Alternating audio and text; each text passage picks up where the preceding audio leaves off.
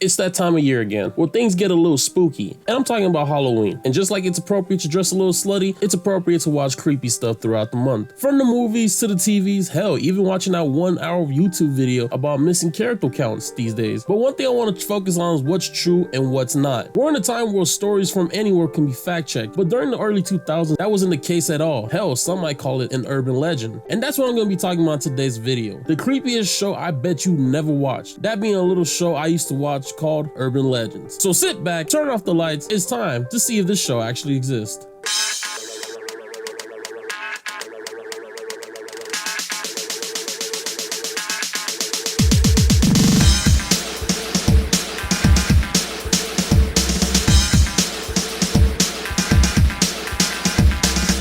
Okay, just to let you guys know, this show actually did exist, but that's good because I actually thought I made up this show in this weird mind I have. But what is Urban Legends? Well, it's a TV show that was aired back in 2007 to 2011 with 48 episodes and 4 seasons. The show's about a narrator who tells us about 3 stories, 2 of them being faked and 1 of them being real. And throughout the episode, it's encouraged that the audience will have to guess which one is true, and towards the end, the narrator will tell us which one is actually true. And the interesting thing about this is how they're having actual actors come in to tell the story of the fakes to coexist with the actual story, having the actual person there tell the story themselves. So it gives you a false sense of which one is real and which one is fake. But let's not forget the way it hooks you in. With the intro narrated by Michael Alec, with this sort of Goosebumps vibes, explain to us what is an urban legend and how it can start. So with that explanation alone, I picked out one episode I remember always watching when I was little, and that's season 1, episode 4, where I would say this is peak urban legends. So the first story comes from Spokane, Washington, where we have 2 guys who went out streaking. And I like how the narrator talks about how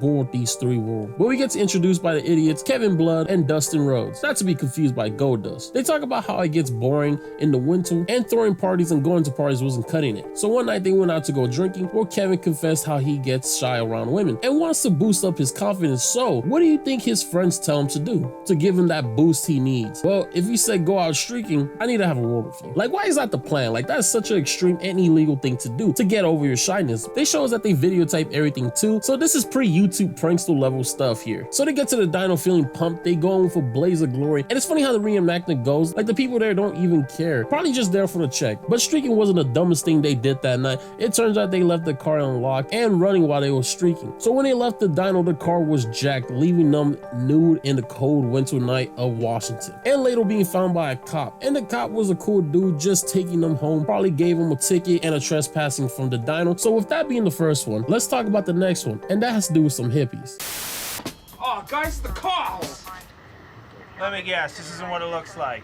In this urban legend, we're going to be introduced to Lynn Pillow and Harold Wheels. And back in 1969 in California was a part of the free-loving hippie community. And California being really packed with hippies at the time, this is where they met a man named Rudy, a big name in the underground scene. It's said that he's someone as a guru in the community. Think of a watered down Charles Manson. In the story, they explain how Rudy would tell them stuff that would blow their mind, probably because they took enough drugs to take down a small elephant. But it showed that Rudy is just a freeloader, only there to take the guy's weed and drugs when they're drugged out, or even the girlfriends. So we get an idea that Rudy is just a con man. And one day, they all go out for a hike. This is where Rudy introduces them to LSD. And while the fellas were gone off LSD, Rudy tells them to look at the sun, and they did. But a weird thing happened. They went blind. And then Rudy walks away with the girls and probably everything they had in the bag. How did this happen? That's where they bring a drug expert. He talks about how when you're on LSD, your eyes get a little bit more sensitive and the sun rays can mess up your eyes, leaving permanent blindness. And that's what happened with Lynn, going full blind, and Howard gained back his vision a little bit later. But whatever happened to Rudy the con man? Well, nothing. Last time Rudy's been heard of, it was in the 80s in Toronto, never to be seen again. So far in Urban Legends, we was introduced to a couple guys getting blind by a con man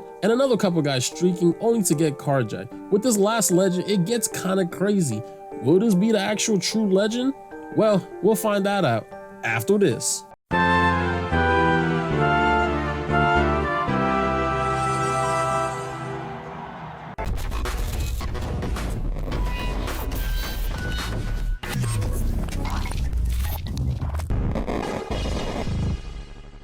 So this is the last story of the episode. The narrator introduces us to Pete and Gary, just some regular guys living their lives, but they want to spice things up, so they try hunting. So Pete asks his brother-in-law for some guns to go hunt. So the next day they go all out with the hunting gear in Pete's brother's new SUV. But before going hunting, they bring a dog with them to help them hunt. So we meet Dexter the dog that helped them while hunting. After a while they come up short, and that's when Pete's brother has a brilliant idea and pulls out dynamite. Kind of overkill to hunt, don't you think? Imagine using a claymore for some deer hunting, or just drop the sun on a moose. Apparently the plan is to throw some dynamite to scare birds away, so we get a clean shot. And that's what they do. They throw one of the dynamites, waiting for the boom. But there's where things takes a turn. Dexter, being a dog, rushes into the dynamite, thinking they just threw a play stick for him, and runs back to Pete and Gary with the stick of dynamite in his mouth, which is a very scary thing. Like, man's best friends becomes man's biggest op. And this is where things get more crazy, where Pete's brother starts to shoot at Dexter, but misses all his shots, and Dexter runs for cover only to be covering underneath the car, leading to an explosion. And the way Pete tries to gaslight this in the story, at the end Dexter obviously doesn't make it, but Pete's like, it wasn't my idea to bring the dog. Like, what type of gaslighting are you doing, sir? And at the end they were all apparently fined $2,000 each. And for Pete's brother-in-law, he was arrested for having dynamite. And that's all 3 urban legends. Now it's time to find out which one is real and which one's fake. But real quick, let me know what you guys think is real and which one's fake in the comments. But to start off, was Dexter the dog sent back to the lobby? Well, it was fake. It was actually a story from an Australian book called Joe Winston and His Mates. How about the hippies that lost their sight? Did they really get conned out of their own eyes? Well, no. This story was printed out in the LA Times in 1968, but was spread throughout the country. But it was fake news because LSD can't make you blind.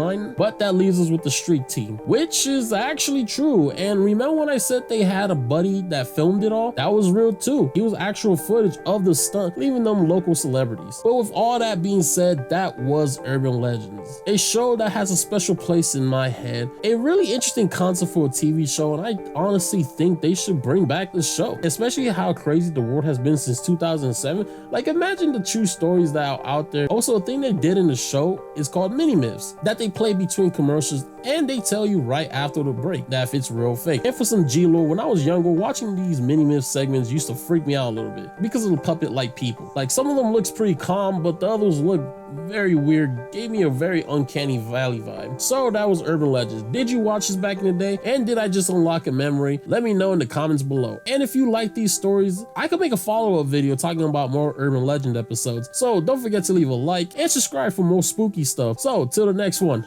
peace.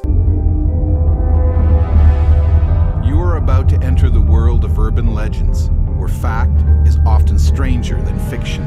Sometimes it's hard to tell the difference between truth and urban legend.